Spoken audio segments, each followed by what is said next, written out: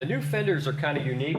One thing, they're aluminum. The other thing is they put this nice little sculpture design in here, which also has a feature to allow the air under the hood to get out, because the old Jeeps would really build a lot of temperature underneath the hood. Another thing is this windshield. This one's a lot flatter, but it's also slanted back more to make it more aerodynamic and hopefully to deflect the rocks off the windows, which Jeeps have been known for. The Jeep engineers looked at the aftermarket of all the parts that were sold on the JK, and one big thing was LED lights. Here you can get it right from the factory. It's $895 option, but you get the LEDs in the front and also the taillights in the back. Anybody that's ever had a Jeep knows that with a full-size spare in the back, it really blocks a lot of your vision when you're trying to back up. Brand new this year is this backup camera. They housed it right in the middle of the spare tire, and they got a nice heavy steel casing that goes around the camera underneath this. So it's going to be great now for trail riding as well as just everyday driving when you back up.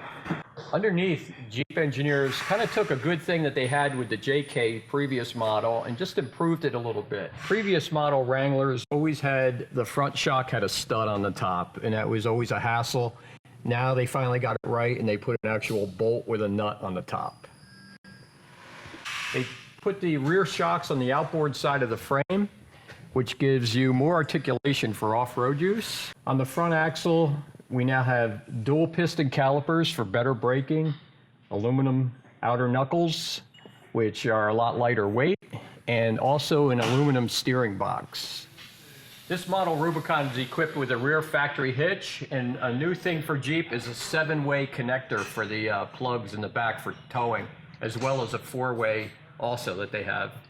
This is the drag link and cross tie rod on the JL, and as you can see, it's a very heavy duty unit. The earlier model, the JK, you could see the size difference in the JK versus the JL, and then the model, the TJ before that, you could see the size difference in the rod diameter on that as well. So every year, Jeep engineers have made them a little larger. This one here should hold up a lot better than the previous models.